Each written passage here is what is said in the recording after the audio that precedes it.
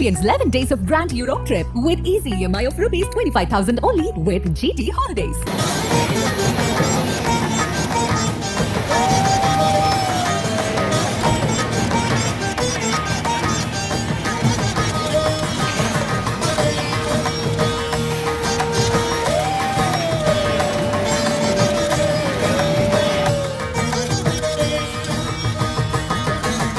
பழனி முருகன் கோயில்ல கடந்த 19 நாட்கள்ல மட்டுமே பக்தர்கள் உண்டியல் காணிக்கையா 2.5 கோடி ரூபாய்க்கு மேல செலுத்தி இருக்கிறது உண்டியல் காணிக்கை எண்ணும் பணி முடிவுல தெரிய வந்திருக்கு. இது மட்டும் இல்லாம தங்கத்தாலான வேல், தாலி, வெள்ளியாலான காவடி, வளையம் மற்றும் தங்கம், வெள்ளி, வெளிநாட்டு கரன்சிஸ்னு எல்லாத்தையுமே பக்தர்கள் காணிக்கையா செலுத்தி இருக்கிறது தெரிய வந்திருக்கு. வாங்க இதை பத்தி விரிவா இந்த வீடியோல பார்க்கலாம்.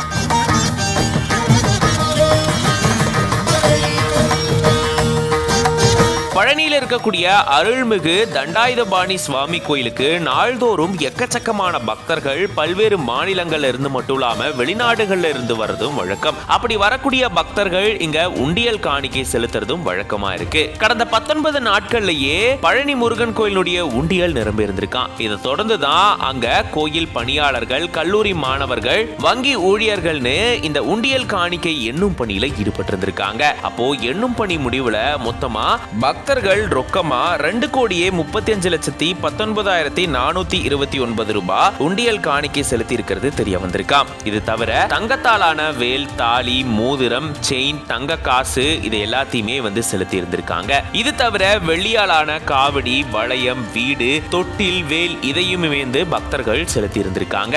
இது தவிர 474 கிராம் தங்கமும் 970 கிராம் வெள்ளியும் பக்தர்கள் செலுத்தி இருந்திருக்காங்க. இது தவிர மலேசியா, ஆஸ்திரேலியா, சிங்கப்பூர், அமெரிக்கா உள்ளிட்ட இந்த நாடுகளுடைய கரன்சிஸும் இங்க செலுத்தப்பட்டிருந்திருக்கு. மொத்தமா 431 வெளிநாட்டு கரன்சிகள் இங்க செலுத்தப்பட்டிருந்திருக்கு. உண்டியல் காணிக்கை எண்ணும் பணி முடிவுல இதெல்லாமே தெரிய வந்திருக்கு.